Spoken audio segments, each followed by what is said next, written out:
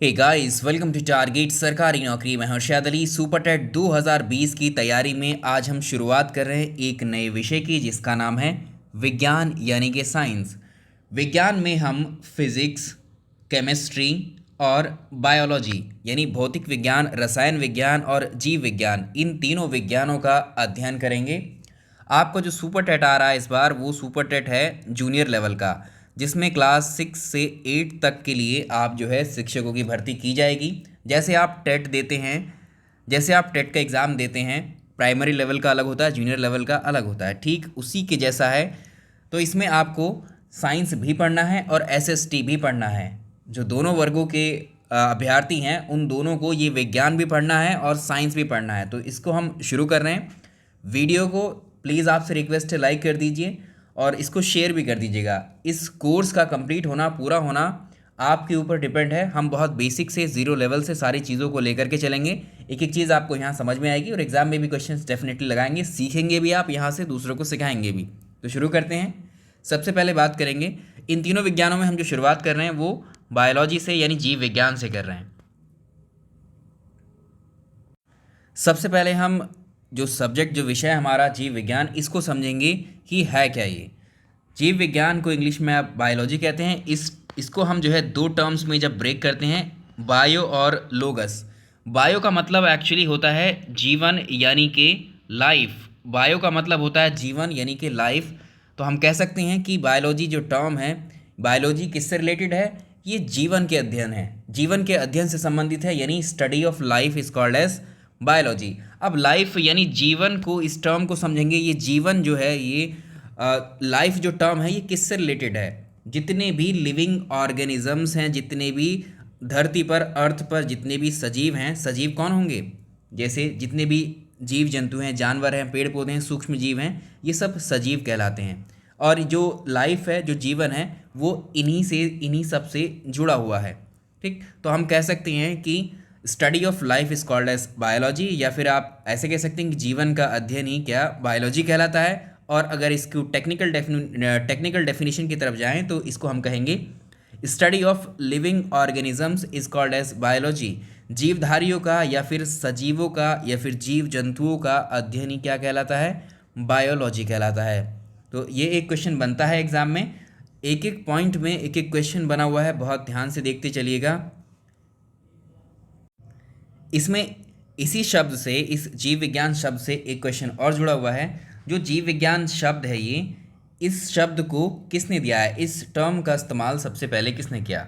दो वैज्ञानिक थे, एक था लेमार्क थे और दूसरे थे ट्रीवर्नर्स। लेमार्क और ट्रीवर्नर्स ने इस बायोलॉजी शब्द का सबसे पहले प्रयोग किया। तो ऑप्शन में आपको लेमार्क भी मिल सकता है, ट्रीवर्नर्स भी। तो आंसर, तो इस शब्द को किसने दिया? लेमार्क ने दिया।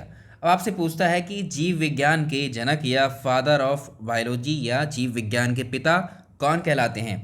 ये हैं अरिस्टोटल, या इन्हीं को कहते हैं हम अरस्तु। जो सिकंदर महान था, सिकंदर महान के जो गुरु थे, जो मास्टर थे, अरस्तु या अरिस्टोटल, ये इन्हीं कहा जाता है जीव विज्ञान का जनक या father of biology. Next term की तरफ, हमने अभी पढ़ा कि जो जीव जंतु होते हैं, जो जानवर होते हैं, पेड़ पौधे होते हैं, और जो सूक्ष्म जीव, देखिए घोड़ा, गधा, बंदर, चूहा, बिल्ली, ये सब जीव जंतुओं में आ जाएंगे। जितने भी प्रकार के जानवर हैं वो सब यहाँ पर आगे शामिल हो गए। जितने भी प्रकार के अर्थ पर पेड़ पौधे, वनस्पतियाँ, सब इसमें आ गई। और सूक्ष्म जीव जैसे बैक्टीरिया, वायरस, वो सब किस में आ गए? सूक्ष्म जीवों में आ गए। इन सब का आप जब अध्ययन करते हो, इन तीनों का जब आप अध्ययन करते हो, ये कहलाता है जीव विज्ञान, बायोलॉजी। लेकिन इनको जब हम अलग अलग स्टडी करते हैं, अब मान लीजिए ये तो बहुत बड़ा हो गया, एक ब्रॉड सेंस में हो गया, ठीक है, इनकी शाखाएं अलग अलग कर दी गई। अगर सिंपली हम कहें कि जंतुओं का अध्ययन अगर हम करने लगें, जंतुओं का अध्ययन अगर हम करने लगें, तो study of animals, study of animals क्या कहलाएगी? जूलॉजी यानी जंतु विज्ञान। याद रखिएगा, study of animals is called as zoology यानी जंतु विज्ञान। जंतुओं का अध्ययन क्या कहलाता है? जंतु विज्ञान। और अगर हम पेड़ पौधों का अध्ययन करने लगें तो इसको हम कहेंगे वनस्पति विज्ञान या बॉटनी। तो वनस्पतियों या पादप का अध्ययन, पादप पेड़ पौधों को ही बोलते हैं, study of plant is called as botany. अगर जो हमारे सूक्ष्म जीव जो होते हैं, इनकी स्टडी हम करने लगें तो ये शाखा कहलाएगी विज्ञान की, जीव विज्ञान की, माइक्रोबायोलॉजी। तो सूक्ष्म जीवों का अध्ययन क्या कहलाता है? Study of microbes is called as microbiology. तो ये बायोलॉजी की 3 शाखाएं हैं, इनको सेपरेट करके रखा। इन पर क्वेश्चन बने हुए हैं आपके, ये अपने आप में क्वेश्चन है। अब आपसे पूछता है इनमें, जैसे यहाँ पर इनमें क्या पूछेगा? अभी यहाँ जूलॉजी हमने देखा, ये क्या है? जंतुओं का अध्ययन है। अब ये से पूछ लेगा कि फादर ऑफ जूलॉजी कौन है? तो फादर ऑफ जूलॉजी कौन है? ये अरस्तु हैं, अरिस्टोटल हैं। अभी आप बोलेंगे कि इससे पहले तो बताया कि फादर ऑफ बायोलॉजी अरिस्टोटल है। जी हाँ, दोनों को याद रखिएगा, फादर ऑफ बायोलॉजी और फादर ऑफ जूलॉजी, दोनों के फादर, दोनों के जनक पिता कौन हैं? अरिस्टोटल हैं। अरिस्टोटल ने किताब लिखी थी इसी के ऊपर जिसका नाम है हिस्टोरिका एनिमेलम। याद रखिएगा, किताब को पूछ लेता है किसने लिखी? हिस्टोरिका एनिमेलम, ये अरस्तु ने लिखी है। और अरस्तु कहा जाता है क्या? जूलॉजी और बायोलॉजी दोनों का जनक या दोनों का पिता। अगला जो टर्म है इसको देखो, फादर ऑफ बॉटनी अलग से पूछता है कि वनस्पति विज्ञान के कौन जनक हैं? ठीक है, वनस्पति विज्ञान के जनक है कौन? थियोफ्रेस्टस। थियोफ्रेस्टस जो है ये कौन है? ये फादर ऑफ बॉटनी है। इन्होंने किताब लिखी थी हिस्ट्री ऑफ प्लांटेरम। ये किताब का नाम याद रखिएगा किसने लिखी है। और जो अगर हम माइक्रोबायोलॉजी, इसके फादर कौन कहलाते हैं? ये हैं ल्यूवेनहॉक। ल्यूवेनहॉक क्या है? ये फादर ऑफ माइक्रोबायोलॉजी। तो ये 3 शाखाएं हो गई। अब हम देखेंगे सिलेबस हम क्या क्या पढ़ने वाले हैं बायोलॉजी के इस कोर्स में। देखिए, फिर से आपको बता देते हैं, इस कोर्स को प्लीज़ ज़्यादा से ज़्यादा शेयर करिएगा ताकि इसको ज़्यादा से ज़्यादा छात्र देख सकें। और हम इस कोर्स को तभी कंटिन्यू करेंगे क्योंकि मेहनत हम जब करेंगे तो आपको बहुत चीज़ें आसान हो जाएंगी। अगर इस मेहनत को ही आप लोग नहीं देख पाओगे या नहीं देखना पसंद नहीं करोगे तो इसको आगे कंटिन्यू करने का कोई फ़ायदा नहीं रहेगा। ठीक है, इसलिए आपसे गुजारिश है, जितने भी कोर्स आएंगे, अभी तो ये साइंस का है, मैथ्स का भी हम कर रहे हैं, तो मैथ्स को आप लोग ज़्यादा नहीं देख रहे हो अभी, क्योंकि मैथ्स तो पढ़ना है, आपको पढ़ना पड़ेगा उसमें भी। साथ ही हम जो है एसएसटी का भी इसी की तरह शुरू करेंगे, बहुत डिटेल कोर्स, बहुत आसानी से आप समझ पाएंगे। तो ये आप शेयर और लाइक ज़रूर किया करें। जो सिलेबस हम इसमें डिस्कस करेंगे वो ये रहा। जो पहला टॉपिक हम कवर करेंगे फूड एंड न्यूट्रिशन, जिसमें भोजन और पोषण। हमारा जो शरीर है, जो हमारी बॉडी की बनावट है, हम आपको जो है डेली जो भूख लगती है वो क्यों लगती है? भाई हमारा जो शरीर है इसको कार्य करने के लिए ताकत चाहिए, ऊर्जा चाहिए। ये ऊर्जा कहाँ से आती है? ये ऊर्जा हमें भोजन से मिलती है। इसके लिए हमें खाना खाना ही पड़ता है। अगर आप खाना नहीं खाओगे 3 से 4 दिन ये करके देखोगे तो धीरे धीरे डल होती चली जाएगी बॉडी, कमज़ोरी आती चली जाएगी, अब काम को नहीं कर पाओगे। ठीक है, तो भोजन और पोषण ये पहला ही टॉपिक डिस्कस करेंगे इसमें। जब हमने खाना खा लिया, अब खाना हमारे शरीर के अंदर चला गया। शरीर के अंदर के जाने के बाद में उस खाने के ऊपर क्या क्या फंक्शन हो रहे हैं जब वो खाना पच रहा होगा, यानी खाने को पचने में कौन कौन से प्रोसेस से गुजरना पड़ रहा है। पहले वो आपके मुंह में जाएगा खाना, मुंह में आप क्या करेंगे? उसको सबसे पहले उसको दांतों से काटेंगे, पीसेंगे, और उसमें जो हमारी ज़बान है, जो जीभ है, टंग है, उससे जो सलाइवा उसमें मिक्स होगी और वो फिर नीचे ग्रास नली की मदद से नीचे चला जाएगा स्टमक में। पेट के अंदर रहेगा 4 घंटे। 4 घंटे रहने के बाद में उसमें जूस ऐड होंगे जो हमारी बॉडी सीक्रेट करती है। 4 घंटे रहने के बाद में फिर आगे बढ़ेगा वो स्मॉल इंटेस्टाइन में, फिर लार्ज इंटेस्टाइन में। ये प्रोसेस पूरा डाइजेस्टिव सिस्टम में हम पढ़ेंगे। इसमें हमें लीवर का फंक्शन भी पढ़ना रहेगा, ग्रास नली क्या होती है, टंग, टीथ, ये सारे पोर्शन हम डिस्कस करेंगे पाचन तंत्र के दौरान। बहुत डिटेल में पढ़ेंगे, इसकी आप चिंता ना करें बिल्कुल भी। उसके बाद में जो हमारा रक्त है, उस जो खाना हमने खाया जो पच गया, उससे जो न्यूट्रिएंट्स हैं अब वो जो है ब्लड के थ्रू कैसे पूरी बॉडी में जाएंगे, या पूरा ब्लड को ही हम डिस्कस करेंगे। इसमें रक्त को डिस्कस करेंगे, ब्लड ग्रुप्स को डिस्कस करेंगे, ब्लड से रिलेटेड जितनी बीमारियां हैं या जितनी भी फैक्ट या तथ्य हैं वो सब यहाँ ब्लड सर्कुलेटरी सिस्टम में ही डिस्कस किए जाएंगे, जो ब्लड से संबंधित सारे पोर्शन। रेस्पिरेशन सिस्टम इसके बाद हम डिस्कस करेंगे। स्केलेटल सिस्टम, कंकाल तंत्र, जो हमारी हड्डियाँ हैं, जो हमारी हड्डियों को ढके हुए जो अभी आपको शरीर दिखता है अपना, इस शरीर के अंदर जो हड्डियों का स्ट्रक्चर है उसको, कंकाल को, कौन सी हड्डी कहाँ पर है, कैसी हड्डी, कितनी हड्डी हैं। ठीक है, उसके बाद नर्वस सिस्टम को करेंगे, तंत्रिका तंत्र को। अगला रहेगा टॉपिक हमारे लिए ह्यूमन रिप्रोडक्शन सिस्टम, यानी मानव प्रजनन तंत्र। कैसे इंसान जो है अपनी नस्लों को आगे बढ़ाने के लिए जनरेशन को प्रजनन करता है वो। और अगला देखिए इसमें ह्यूमन डिजीज़, जो मानव रोग हैं और उन रोगों से संबंधित जो टेस्ट किए जाते हैं वो सब यहाँ डिस्कस करेंगे इसमें। तो ये तो 8 टॉपिक आपको दिख रहे हैं। इन टॉपिक के अंदर बहुत डिटेल भरी हुई है आपके लिए, बहुत ज़्यादा है छिपा हुआ। ओवरऑल आपको ये सब बता दिया गया है। इतना एक शरीर में आपको इतनी चीज़ें पता होनी चाहिए। और इनसे ही आपके एग्जाम में क्वेश्चंस आते हैं। जैसे सेल है, कोशिका है, वो भी हमें डिस्कस करनी है। प्लांट्स हैं, प्लांट्स के बारे में भी हमें डिस्कस करना है, ठीक है। तो ये सारी चीज़ें इसमें रहेंगी, इसकी आप फिक्र ना करिए। चलिए आगे बढ़ते हैं अपने कोर्स की तरफ। जैसे ही हमने यहाँ डिस्कस किया है, पहला टॉपिक हमारे लिए क्या रहेगा, ये है फूड एंड न्यूट्रिशन। इसी से शुरुआत करेंगे आज। चलिए, फूड एंड न्यूट्रिशन, तो आपका जो एनसीईआरटी है, आपको पता है जो कक्षा 1 से लेकर यूपी में कक्षा 8 तक की जो क्लासेस होंगी, इसमें एनसीईआरटी की जो है बुक्स, एनसीईआरटी का सिलेबस अब लागू होने वाला है 2021 के सेशन से। तो ये कोर्स बिल्कुल वैसा ही है, एनसीईआरटी बेस्ड ही है पूरा का पूरा, तो इस चीज़ का भी आप ख्याल रखेंगे, ठीक है। तो एक एक पॉइंट क्लियर होता चलेगा, बहुत बेसिक आप सामने देख ही रहे हैं। तो भोजन और पोषण हम शुरुआत कर रहे हैं टॉपिक की। तो देखिए, भोजन क्या होता है और हमें क्यों ज़रूरत पड़ती है इस भोजन की।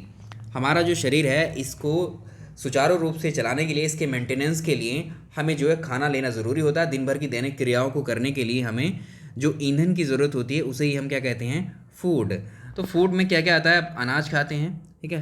अनाज में चावल, गेहूँ सब आ जाएगा, दालें, और ये हरी सब्जियां हैं, और पिज़्ज़ा, बर्गर, ये सब भी शामिल कर लीजिए, सब आपका भोजन ही है, ठीक है। तो ये सब भोजन है। तो भोजन हम क्यों खाते हैं, क्यों लेते हैं भोजन, हमारे शरीर में ऊर्जा प्राप्ति के लिए हमें जो है भोजन लेना होता है। और भोजन को ग्रहण करने की प्रक्रिया, भोजन को ग्रहण करने की यानी फूड इनटेक के प्रोसेस को ही हम क्या बोलते हैं, न्यूट्रिशन।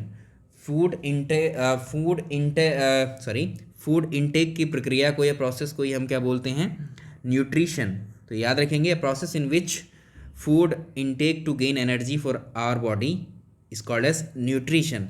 अब देखिए, जो फूड हमने खाया, जो खाना खाया, गेहूँ खाए, चावल खाए, रोटियाँ खाई, कुछ भी खाया, ये हमारी बॉडी में क्या है, सीधे हमको एनर्जी दे देगा क्या, नहीं, सीधे एनर्जी नहीं देगा। इस खाने में जो हमने खाया है, इसमें बहुत सारे तत्व होंगे जो हमारे शरीर में वृद्धि के लिए, हमारे शरीर की ग्रोथ के लिए ज़रूरी होते हैं। इन पोषक तत्वों को आप जानते हैं कौन कौन से होते हैं ये खाने में, जो भोजन हम लेते हैं उसमें जो पोषक तत्व हमारे शरीर के लिए आवश्यक होते हैं, कौन कौन से होते हैं, कार्बोहाइड्रेट, प्रोटीन, वसा, मिनरल्स, खनिज और ये विटामिन। ये सारे के सारे पोषक तत्व हमारे भोजन में शामिल होते हैं, ताकि हमारी बॉडी इनको एब्जॉर्ब करने के बाद प्रॉपर वर्क करती है, एनर्जी गेन कर लेती है। वो एनर्जी जो गेन करती है वो इनकी फॉर्म में, यानी जो खाना हमने खाया, गेहूँ, अनाज, चावल, गेहूँ जो भी है, ये जो हमने खाया, इन खाने से हमारा शरीर ये सब निकाल लेता है, इन पोषक तत्वों को एक्सट्रैक्ट करता है, एब्जॉर्ब करता है, और फिर पूरी बॉडी में ये सब पहुंचा दिया जाता है। अब जो आप सामने देख रहे हैं ये न्यूट्रिएंट्स हैं, इसमें ऑर्गेनिक हैं और दूसरे इनऑर्गेनिक हैं। इसमें हमको पढ़ना है कार्बोहाइड्रेट और फैट, प्रोटीन, विटामिन, ये सब एक एक को डिटेल में डिस्कस करेंगे। ये इनऑर्गेनिक हैं। आइए सबसे पहले कार्बोहाइड्रेट से ही शुरुआत करते हैं। तो सबसे पहला पोषक तत्व, सबसे इंपॉर्टेंट पोषक तत्व हम पढ़ेंगे कार्बोहाइड्रेट। ये हमारे भोजन का एक पोषक तत्व होता है। किस किस तरह के खाने में कार्बोहाइड्रेट पाया जाता है, ये सब डिस्कस करेंगे इसमें। तो देखिए, कार्बोहाइड्रेट्स किस चीज़ के बने होते हैं, ये बने होते हैं, कार्बन इसमें शामिल होता है, हाइड्रोजन शामिल होता है कार्बोहाइड्रेट्स में, और ऑक्सीजन। ये किस रेशियो में होता है, इसमें 1 यूनिट कार्बन की है तो 2 यूनिट हाइड्रोजन की, और ये कितनी, 1 यूनिट ऑक्सीजन की, यानी 1:2:1 के रेशियो में होते हैं क्या, कार्बोहाइड्रेट हमारे भोजन में। ये क्वेश्चन पूछा हुआ है।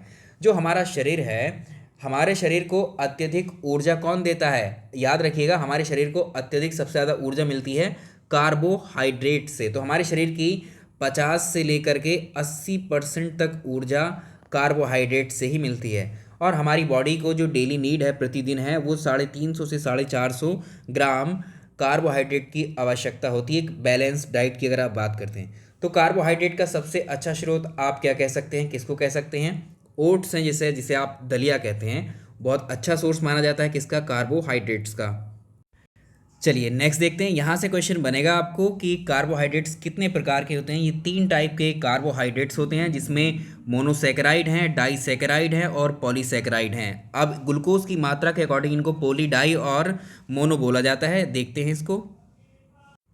हम बात कर रहे थे किसकी, कार्बोहाइड्रेट्स की। तो मोनोसैकेराइड जो कार्बोहाइड्रेट्स हैं वो कौन कौन से हैं, इसमें एक तो ग्लूकोज है, दूसरा फ्रक्टोज है, और तीसरा गैलेक्टोज है। तो इसको याद रखिएगा, जो ग्लूकोज होता है, ग्लूकोज को हम बोलते हैं instant source of energy. Glucose जो है हमें तुरंत एनर्जी देता है। जब कभी आप बीमार पड़ते हैं तो डॉक्टर सबसे पहले आपको क्या करता है, ग्लूकोज की ड्रिप ही चढ़ाता है, ठीक है। ये हमारे ब्लड में मिक्स रहता है। तो ये ग्लूकोज का फॉर्मूला आपसे एग्जाम में पूछ लेता है, तो ये क्या है, मोनोसेकेराइड कार्बोहाइड्रेट है ग्लूकोज। इसका फॉर्मूला आप याद रखेंगे C6H12O6, ये फॉर्मूला भी पूछता है आपसे। अगला है फ्रक्टोज, ये भी क्या है, मोनोसेकेराइड कार्बोहाइड्रेट्स है। फ्रक्टोज किस में पाया जाता है, याद रखिएगा, ये फ्रक्टोज जो है फलों में, फ्रूट्स में पाया जाता है। और जो एक सवाल और आता है कि फलों में मीठेपन का क्या कारण होता है। फलों में जो फल मीठे लगते हैं, हम फल खाते हैं ना, आप फल जो मीठे लगते हैं वो किस वजह से लगते हैं, तो फलों में होती है प्रेजेंस कौन से की, मोनोसेकेराइड कार्बोहाइड्रेट की, जिसे हम कहते हैं फ्रक्टोज। तो फलों में फ्रक्टोज, फलों में जो मीठापन होता है वो फ्रक्टोज की वजह से होता है। फलों में मीठापन जो होता है वो फ्रक्टोज की वजह से होता है, याद रखेंगे। और इसको आप ये भी याद रखिए, सबसे ज़्यादा किस में पाया जाता है फ्रक्टोज। देखिए सबसे ज़्यादा पाया जाता है ये किस में, हनी में, जो शहद होता है आपका, सबसे ज़्यादा मात्रा फ्रक्टोज की किस में होती है, शहद में होती है। उसके बाद में जो आपके पके हुए अंगूर होते हैं सेकंड नंबर पे, उसमें पाया जाता है फ्रक्टोज। अब फ्रक्टोज पे क्वेश्चन बहुत बनते हैं, 2 क्वेश्चन तो यही हमने आपको बता दिए। एक क्वेश्चन ये बनता है कि इसमें से सबसे ज़्यादा मीठी कार्बोहाइड्रेट कौन सी है, तो fructose is the sweetest sugar, या सबसे मीठा कार्बोहाइड्रेट जो है वो फ्रक्टोज ही होता है। ठीक, ये आपको याद रखना है। तो एक है अगला गैलेक्टोज, गैलेक्टोज भी क्या है, ये एक मोनोसेकेराइड कार्बोहाइड्रेट है। दूसरी है डाइसेकेराइड कार्बोहाइड्रेट्स, तो डाइसेकेराइड में आती है आपकी सुक्रोज। ठीक है, इसमें कौन सी है, सुक्रोज, लैक्टोज और माल्टोज। ठीक है, माल्टोज जो अगर हम बात करें माल्टोज, पहले यहाँ से आइए सुक्रोज से। सुक्रोज किस में पाई जाती है, ये सुक्रोज जो है ये कार्बोहाइड्रेट चीनी में पाई जाती है। चीनी का फॉर्मूला आपसे पूछ सकता है, चीनी का फॉर्मूला याद रखेंगे, C12, चीनी का फॉर्मूला रहेगा, चीनी को ही सुक्रोज कहते हैं हम, C12H12 सॉरी H22 होगा, और ये O11। ठीक है, ये इसका फॉर्मूला सुक्रोज का। तो जो चीनी होती है हमारी, जो शुगर होती है, उसका केमिकल नेम क्या होता है, ये होता है C12H22O11, जिसे हम सुक्रोज कहते हैं। एक सवाल हो जाता है कि टेबल शुगर किसको कहा जाता है, टेबल शुगर भी किसको कहा जाता है, सुक्रोज का। अगला अगला जो ये क्या है, अगर आपसे पूछेगा सुक्रोज इनमें से कौन सा कार्बोहाइड्रेट है, तो आंसर होगा डाइसैकेराइड है। और लैक्टोज, माल्टोज, सुक्रोज, ये तीनों डाइसैकेराइड हैं, और इसमें ये तीनों जो हैं ऊपर वाले, ये मोनोसेकेराइड हैं। लैक्टोज किस में पाया जाता है, ये आपको पता है, लैक्टोज मिल्क के अंदर पाया जाता है। ठीक है, ये मिल्क के अंदर पाया जाता है। अगले की तरफ चलेंगे हम अपने, यहाँ तक क्लियर हो गया है, सब आप नोट करते जाइएगा। ये जो आपने देखे हैं इनको याद रखिएगा, इनको हम एक नाम और देते हैं, शुगर कार्बोहाइड्रेट। ये सब क्या कहलाते हैं, शुगर कार्बोहाइड्रेट।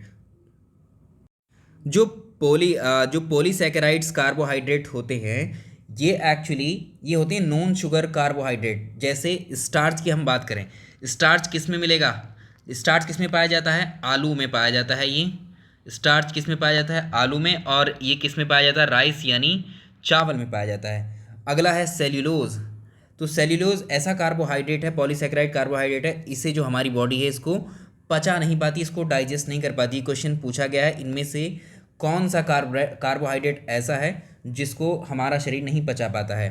ठीक है, याद रखेंगे। एक चीज़ और आपसे बता दें, एक होता है काइटिन, काइटिन भी ये एक तरह का कार्बोहाइड्रेट है। काइटिन किस में पाया जाता है, जो मशरूम होता है, जो मशरूम होता है, और जो इंसेक्ट होते हैं, कीड़े मकोड़े, इंसेक्ट की जो बॉडीज़ होती हैं। ठीक है, जो काइटिन कहाँ प्रेजेंट रहता है, ये काइटिन एक तो होता है मशरूम में प्रेजेंट होता है, आउटर लेयर में। Chitin is present in outer layer of aquatic animal, जो जलीय जीव होते हैं उनकी आउटर लेयर में ये काइटिन मौजूद रहता है। मशरूम की अपर लेयर में मौजूद रहता है काइटिन। और जो कीड़े मकोड़े होते हैं, जैसे कॉकरोच हैं, है ना, ग्रास ओपर टिड्डा, है ना, कॉकरोच टिड्डा है, और झींगा है, और ततैया है, इन सब में भी काइटिन की परत पाई जाती है, काइटिन पाया जाता है। ठीक है, तो ये किस में आएगा, नॉन शुगर कार्बोहाइड्रेट में है ये, काइटिन भी शामिल। अगला जो टर्म है हमें जो डिस्कस करना है वो है सैक्रीन। तो सैक्रीन के ऊपर एक क्वेश्चन बनता है कि इनमें से किसको आर्टिफिशियल शुगर कहा जाता है, या आर्टिफिशियल या कृत्रिम कार्बोहाइड्रेट किसको कहा जाता है। जो कृत्रिम कार्बोहाइड्रेट होती है उसका नाम है सैक्रीन। इसको याद रखिएगा। जो बेकरी होगी ना, बेकरी में आप देखते हैं पेस्ट्री बनती है, केक बनते हैं, इनमें इस सैक्रीन का इस्तेमाल किया जाता है। तो बेकरी वाले इसका इस्तेमाल करते हैं, बेकर्स इस्तेमाल करते हैं। और जो ये होती है, जो नॉर्मल कार्बोहाइड्रेट जो हमने पढ़ी हैं उनसे 3 से 4 गुना ज़्यादा मीठी होती है ये सैकरीन, बट ये कृत्रिम है, आर्टिफिशियल है। जो हमने पढ़ी थी अभी वो क्या है, सब नेचुरल हैं, जो प्रकृति ने हमें दिए हैं जीवों के साथ में। देखिए, आप में से काफ़ी सारे स्टूडेंट्स ये बोल रहे थे कि यूपी पीएससी के लिए उनको बैच जो है ज्वाइन करना है, तो आप अनअकैडमी पे जो है इन बैच को ज्वाइन कर सकते हैं। यूपी पीएससी 2021 के लिए फाउंडेशन कोर्स है ये, और ये फैकल्टीज़ हैं जो आपको पढ़ाने जा रही हैं। आपने मेरी क्लासेस भी ज़रूर ली होंगी अनअकैडमी में 2018-19 में अभी तक। तो आप अगर ज्वाइन करना चाहते हैं तो ये टॉप फैकल्टीज़ हैं, एडुकेटर्स हैं, जो आपको यूपी पीएससी का ये बैच लेकर के आए हैं। और इसमें आपको ये कंप्लीट कोर्स है, आप यहाँ देख सकते हैं कौन सी टीचर किस सब्जेक्ट को यहाँ पढ़ाने वाले हैं। इनकी क्लासेस का लिंक है डिस्क्रिप्शन में, आप वहाँ से देख करके इसको ज्वाइन कर सकते हैं। और अगर आप यहाँ पर देख लीजिए एक बार, जो ये कोर्स हैं इन कोर्स के अलग अलग जो हैं सब्सक्रिप्शंस हैं अनअकैडमी के अपने। तो यहाँ पर 1 मंथ का सब्सक्रिप्शन आप ले सकते हैं 1400 रुपीज़ का, ऐसे ही 3 मंथ्स का, ऐसे ही ये जो भी आपको सुटेबल लगे आप अपने अकॉर्डिंग, अगर आप इच्छुक हैं इनके इसमें लॉगिन, इसमें एक तरीके से यूपी पीएससी का अगर टारगेट है आपका तो आप ज़रूर ज्वाइन कीजिएगा। इसमें ये सारे एग्ज़ाम्स कवर करा रहे हैं। तो इसमें 12 मंथ का आपका 7000 का, अगर इसमें से कोई भी आप परचेज़ करते हो तो इसमें आप रेफरल कोड इस्तेमाल कर सकते हैं IRSHAD इरशाद सर का, तो आपको 10% इसमें डिस्काउंट मिल जाएगा जो भी आप चूज़ करेंगे इनके ऊपर। तो ये डिस्काउंट आप यहाँ अवेल कर सकते हैं, इसको आप डाल सकते हैं जब अप्लाई करेंगे रेफरल कोड में, तो ये 10% आपको डिस्काउंट हो जाएगा इसमें। चलिए अगली हम बात करेंगे किसकी, प्रोटीन की। अगला जो इम्पॉर्टेंट पोषक तत्व है, न्यूट्रिएंट्स हमारे लिए भोजन में जो मिला रहता है वो है प्रोटीन। प्रोटीन को आपसे पूछा था कि प्रोटीन हमारे शरीर में किस लिए सहायक होता है। प्रोटीन किस लिए सहायक होता है, जो हमारी शरीर की जो ग्रोथ होती है ना, हमारी बॉडी की जो वृद्धि होती है, शरीर धीरे धीरे बढ़ता जाता है, वेट बढ़ता जाता है, ये सब प्रोटीन का है। तो प्रोटीन जो है मसल्स बिल्डअप करने के लिए, मांसपेशियों की वृद्धि के लिए बहुत सहायक होता है। क्वेश्चन पूछा हुआ है आपसे, प्रोटीन किससे मिलकर के बना होता है, ये सवाल भी पूछा हुआ है। तो प्रोटीन होता है अमीनो एसिड्स, जो अमीनो एसिड या अमीनो अम्ल जो होते हैं इनसे मिलकर के बनता है क्या, प्रोटीन। ठीक है, और ये हमारे भोजन में होता है। प्रोटीन की डाइट्स आप कितना खाते हैं आपको ये भी पता है ना। तो इसमें देखिए, इसकी प्रोटीन की खोज किसने की थी, ये खोज करता थे इसके मूलर, ये क्वेश्चन पूछा हुआ है। और इसको प्रोटीन नाम किसने दिया, ये कौन थे, बर्जीलियस। प्रोटीन का सबसे अच्छा स्रोत जो हमारे भोजन में, फूड में माना जाता है वो कौन है, सोयाबीन। सोयाबीन बेस्ट सोर्स माना जाता है किसका, प्रोटीन का। इसमें 40 से लगभग 60% तक प्रोटीन पाई जाती है। प्रोटीन की हम बात कर रहे थे, तो प्रोटीन का सबसे अच्छा स्रोत जो है वो सोयाबीन है। फिश में पाया जाता है, मछली में। एग, अंडा आपने देखा होगा, अंडे में 2 हिस्से होते हैं, एक पीला वाला हिस्सा उसका और एक वाइट वाला। जो वाइट वाला जो हिस्सा है उसमें प्रोटीन पाया जाता है। ठीक है, चीज़ आपने खाया होगा, है ना, पनीर। पल्सेस, दालों में, मीट, मिल्क, इन सब में प्रोटीन पाया जाता है। अब कौन से खाद्य पदार्थ में कौन सा प्रोटीन पाया जाता है, ये भी क्वेश्चन बन जाता है, इसको भी देख लेते हैं। चलिए, तो हम देख रहे थे, तो जो मिल्क है, दूध, इसमें कौन सा प्रोटीन पाया जाता है, तो दूध के अंदर होता है, इसको याद रखेंगे आप, दूध में होता है केसीन प्रोटीन। बोन, जो हड्डियां होती हैं हमारी, हड्डियों में कौन सा प्रोटीन होता है, ये होता है ओसीन प्रोटीन। एग में जो वाइट वाला इसका पोर्शन है, येलो वाले को छोड़ दीजिए, वाइट वाले पोर्शन में क्या होता है, इसमें होता है प्रोटीन, जिसको हम कहते हैं, कौन सा प्रोटीन होता है वाइट वाले हिस्से में, इसका एल्ब्यूमिन होता है, या अल्बुमिन बोल सकते हैं इसको। जो ब्लड होता है, ब्लड में कौन सा प्रोटीन होता है, ये होता है ग्लोबुलिन, इसको याद रखेंगे, ग्लोबुलिन। और जो गेहूं हम खाते हैं ये आपको पता है, ये ग्लूटीन होता है, इसमें ग्लूटीन नाम का प्रोटीन होता है। और जो पल्सेस, जो दालें होती हैं, इनमें कौन सा पाया जाता है, ये होता है प्रोलीमिन्स, ये याद रखेंगे। अब नेक्स्ट देखिए, एक चीज़ और याद रखेंगे आप, एक कैरेटीन प्रोटीन का नाम आपने सुना होगा, किरेटीन प्रोटीन। तो ये 2 प्रकार का होता है, एक अल्फा कैरेटीन और एक होता है बीटा कैरेटीन। तो जो हमारे नेल्स होते हैं ना, पक्षियों के, हमारे, या फिर इनके नाखून, बाल, पंख, जो हेयर ये बने होते हैं, एक्चुअली इनमें कौन सा प्रोटीन पाया जाता है, इनमें अल्फा कैरेटीन होता है, और इसमें बीटा कैरेटीन, जो मकड़ी का जाला होता है, इसमें पाया जाता है। ये याद रखिएगा आप, ये क्वेश्चन से डायरेक्टली जितने भी चीज़ें फैक्ट यहाँ दिखाए गए हैं आपको, सब क्वेश्चन है अपने आप में। अब बात करते हैं, जब हमें ये पता चल गया है कि प्रोटीन जब हम लेते हैं अपनी डाइट में, प्रोटीन वाली चीज़ें हम खाते हैं, तो हमारा शरीर जो है, हमारी शरीर की वृद्धि होती है, मसल्स बिल्डअप करती हैं, बॉडी की ग्रोथ होती है, बॉडी डेवलप होती है इससे।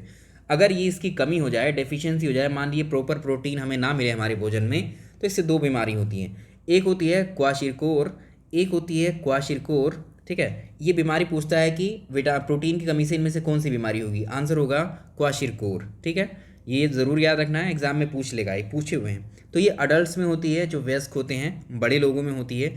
इसमें अगर प्रोटीन हमें नहीं मिले, अगर हमें प्रोटीन सही मात्रा में ना मिले तो इसमें पेट का बाहर आ जाना, इसमें भूख नहीं लगती है। और जो स्किन होती है हमारी बॉडी की, अगर आप उस पर कहीं टच करेंगे, उसको कहीं प्रेस करेंगे, तो वहाँ पर जो है एक तरीके से गड्ढा पड़ जाता है, निशान पड़ने लगता है उसमें। हेयर लॉसेस की प्रॉब्लम भी इसमें आ जाती है अगर हम प्रोटीन अपनी डाइट में ना लें तो। एक और बीमारी है, ये तो हो गई किसके लिए, ये वयस्कों में बीमारी है प्रोटीन की कमी से। दूसरी बीमारी होती है बच्चों में। ठीक है, वो प्रोटीन की कमी से होने वाली बच्चों में बीमारी है, और ये वयस्कों में होती है। तो ये बीमारी बच्चों में होती है। मरासमस जो बीमारी है ये बच्चों में होती है, सेम बीमारी है ये भी। इसमें भी शारीरिक और मानसिक विकास रुक जाता है बच्चे का। तो ये दोनों बीमारी प्रोटीन की कमी से होने वाली बीमारी हैं। देखो ये चीज़ आप याद रखना है। क्वेश्चन अगला वाला देख रहे हैं हम क्या, फैट, वसा। वसा क्या होती है, वसा जो होती हैं, फैट जो होती हैं, ये सिंपल लिपिड्स होते हैं। लिपिड्स बायोमोलिक्यूल्स होते हैं जिनमें ज़्यादा एनर्जी होती है, बहुत ज़्यादा ऊर्जा पाई जाती है इसमें। और ये हमारे शरीर में क्वेश्चन आता है, हमारे शरीर में सबसे ज़्यादा एनर्जी किसके द्वारा, कौन से पोषक तत्व के द्वारा ली गई होती है, तो कार्बोहाइड्रेट है। लेकिन अगर पर यूनिट के बेसिस पर आप देखेंगे ना, इसको भी याद रखिएगा, प्रति ग्राम के आधार पर कौन सा पोषक तत्व सर्वाधिक ऊर्जा प्रदान करता है हमारी बॉडी को, तो वो होगा वसा यानी फैट। अगर 1 ग्राम फैट की आप बात करें, 1 ग्राम फैट में होती है 9.2 कैलोरीज, और 1 ग्राम प्रोटीन में होती है कितनी, 4.1 कैलोरी, और 1 ग्राम कार्बोहाइड्रेट में होती है 4.2 कैलोरी। ये भी आप याद रखेंगे। ठीक है, तो ये फैट भी क्या होता है, फैट भी क्या है, ये एनर्जी गिविंग सब्सटेंस है। फैट भी क्या है, एनर्जी गिविंग सब्सटेंस है। और कार्बोहाइड्रेट यानी कार्ब्स भी हमारे क्या हैं, ये एनर्जी गिविंग सब्सटेंस या एनर्जी गिविंग जो पोषक तत्व हैं हमारे वो हैं। अब एक सवाल आता है, जो कैमल होता है, ऊँट, ऊँट आपने देखा होगा, ऊँट में जो है ये फैट कहाँ पाया जाता है, ऊँट में फैट कहाँ पर इकट्ठा होता है, फैट डिपॉजिट कहाँ होता है ऊँट में, जो उसका हम्प होता है आपने देखा है, उसको कूबड़ जो बोलते हैं। ठीक है, ऊँट के कूबड़ में पाया जाता है, ये क्वेश्चन पूछा गया है आपसे एग्जाम में। दूसरा क्रोकोडाइल होता है, मगरमच्छ आपने सुना है, मगरमच्छ में ये फैट कहाँ पर पाया जाता है, मगरमच्छ में ये फैट कहाँ पाया जाता है, ये उसकी टेल, उसकी जो पूँछ होती है मगरमच्छ की, पूँछ में पाया जाता है। देखिए जो फैट होते हैं वाटर में इनसॉल्युबल होते हैं, वाटर में ये घुल नहीं पाते हैं, याद रखिएगा। जो वसा होती है ये पानी में नहीं घुल पाती है, लेकिन ये ईथर, अल्कोहल और क्लोरोफॉर्म और एसीटोन इनमें घुल जाता है ये आसानी से। ठीक है, चलिए अब नेक्स्ट देखते हैं। देखिए फैट के अगर टाइप हम देखें तो फैट 2 प्रकार की होती हैं, एक सैचुरेटेड फैट होती है, दूसरी अनसैचुरेटेड। सैचुरेटेड को संतृप्त वसा बोलते हैं और अनसैचुरेटेड को असंतृप्त। इसमें क्या डिफरेंस होता है दोनों में, तो इसको याद रखिएगा। इन पे क्वेश्चन भी बनता है कि इनमें से कौन सी सैचुरेटेड फैट है और इनमें से कौन सी अनसैचुरेटेड। जो सैचुरेटेड फैट होती है, जब हम इसको गर्म करते हैं या तापमान को इसके कम करते हैं, यहाँ कम कर रहे हैं, टेम्परेचर को डिक्रीज़ करते हैं, तो ये जो है सॉलिड में कन्वर्ट हो जाते हैं अपने आप। ये वाले फैट जो होती हैं, ये वसा ऐसी होती हैं, इसका टेम्परेचर कम करते हैं इस वसा का, तो ये सॉलिड हो जाती हैं, सॉलिड में परिवर्तित हो जाती हैं, ठोस बन जाती हैं। अगर इसका टेम्परेचर बढ़ा दें, इनको टेम्परेचर इंक्रीज़ कर दें, तो ये लिक्विड में कन्वर्ट हो जाती हैं। जैसे इसका एग्जाम्पल क्या है सैचुरेटेड फैट का, कोकोनट ऑयल है ना। जो नारियल का तेल है आपने देखा है, वो टेम्परेचर उसका आप कम कर दो या ठंड की जगह पर रख दो तो जम जाएगा, है ना। और उसको अगर गर्मी में रख दो तो वो एक तरीके से लिक्विड बन जाएगा। तो कोकोनट ऑयल हैं, जैसे बटर है ना, ये सब क्या हैं, घी हैं, ये सब क्या हैं, ये आपके सैचुरेटेड फैट्स होते हैं। अनसैचुरेटेड फैट में क्या होता है, इसमें तापमान बढ़ाओ या घटाओ आप, लेकिन एक ही अवस्था में रहते हैं, ये लिक्विड अवस्था में रहते हैं। जैसे जैतून का तेल होता है इसमें, ठीक है। जो एक चीज़ और याद रखिएगा, जो फ़िश ऑयल है, ये फ़िश ऑयल, मछली का जो तेल है, ये भी क्या है, अनसैचुरेटेड है। ये क्वेश्चन पूछता है एग्जाम में आपसे, ठीक है। अनसैचुरेटेड फैट होता है ये फ़िश ऑयल भी, ठीक। पाम ऑयल, ठीक है, पाम ऑयल भी क्या है, ये पाम ऑयल, जैतून का तेल। और प्लांट्स से जो भी प्रोडक्ट निकलते हैं, प्लांट्स से जो भी तेल निकलते हैं, वो सब क्या होते हैं, ये अनसैचुरेटेड फैट में आते हैं। अब एक क्वेश्चन आता है कि हाइड्रोजनीकरण किसे कहते हैं, हाइड्रोजनीकरण या हाइड्रोजीनेशन। तो ये प्रोसेस होता है, हाइड्रोजीनेशन का जो प्रोसेस है, ये जो अनसैचुरेटेड फैट को सैचुरेटेड फैट में बदल देना ही क्या कहलाता है, हाइड्रोजीनेशन या हाइड्रोजनीकरण कहलाता है। ये एक डेफिनेशन हो गई इसकी, ये क्वेश्चन पूछ सकता है। अब बात करते हैं फैट की कमी से हमारी बॉडी में कौन से रोग हो सकते हैं। देखिए फैट वाली जो हम खाने में अपनी फ़ैट अगर ज़्यादा ले लेते हैं, वसा की मात्रा अधिक होती है, यानी जैसे हमने बात की फ़ैट जो है, फ़ैट की अगर अधिकता हमारे शरीर में हो जाए या फ़ैट वाली चीज़ें हम ज़्यादा खाने लगें तो इसमें एक बीमारी हो जाती है जिसका नाम होता है मोटापा। इसको हम बोलते हैं ओबेसिटी। ओबेसिटी, सवाल आता है कि मोटापे को किस टेस्ट के थ्रू मापा जाता है। तो मोटापे को बीएमआई टेस्ट के द्वारा मापा जाता है, इसका मापन किया जाता है मोटापे का। इसको कैसे पता लगाते हैं, तो बीएमआई का फुल फॉर्म पूछ सकता है body mass index. Body mass index, इसका फॉर्मूला होता है वेट अपॉन हाइट का स्क्वायर। जो आपका वज़न है, वेट है, उसको आप डिवाइड कर दीजिए अपनी हाइट के, अपनी लंबाई के स्क्वायर से। जो हाइट रखनी है वो आपको मीटर में रखनी है। अगर बीएमआई की वैल्यू, इसको सॉल्व करने के बाद में अगर आपकी वैल्यू 18 से कम आती है तो आप अंडर वेट हैं, यानी आपका वज़न कम है। अगर बीएमआई की वैल्यू 18 से 25 के बीच में आएगी इसको सॉल्व करने के बाद में, तो आपका वेट नॉर्मल होगा। और बीएमआई की वैल्यू 25 से 30 के बीच में आएगी तो आप ओवरवेट होंगे, यानी वज़न आपका बढ़ा हुआ है। और इसको ओबेसिटी, मोटापा कब कहेंगे, जब बीएमआई की वैल्यू 30 से ज़्यादा शो होने लगेगी तो वो ओबेसिटी, मोटापा कहलाएगा। तो ये रहे आज के हमारे जो पोषक तत्वों में हमने डिस्कस कर लिए हैं। अभी हमारा जो बचता है इसमें वो बच रहा है विटामिन, और विटामिन के बाद हम दूसरा पढ़ेंगे मिनरल्स। ये इंपॉर्टेंट पॉइंट्स और डिस्कस करने हैं हम। तो वीडियो पसंद आए तो लाइक ज़रूर कीजिएगा, शेयर भी ज़रूर कर दीजिए। इस कोर्स को कंप्लीट आप लोग कराएंगे, जैसे हम पहले ही डिस्कस करते हैं। इन कोर्स को बनाने का फ़ायदा तभी जब आप ज़्यादा से ज़्यादा इस कोर्स को देखेंगे, शेयर करेंगे, लाइक ज़रूर कीजिएगा, ठीक है। यहाँ आपके नॉलेज के साथ नॉलेज तो प्लस हो ही रही है, ठीक है। पढ़ाना कैसे है, कितना पढ़ाना है, क्या पढ़ाना है बच्चों को, सारे आइडियाज़ यहाँ मिलते चले जाएंगे। प्लस एग्जामिनेशन भी आपका डेफिनेटली निकलेगा ही। तो वीडियो को आप ज़रूर शेयर कीजिएगा। इस वीडियो पर रिस्पॉन्स देखेंगे कितने व्यूज़ आते हैं, उसके अकॉर्डिंग ही कोर्स को आगे चलाएंगे। नेक्स्ट वीडियो में हम विटामिन और मिनरल्स को करेंगे, उसके बाद डाइजेस्टिव सिस्टम पे आएंगे। धीरे धीरे एक एक टॉपिक को कवर करते चलेंगे। Thank you so much.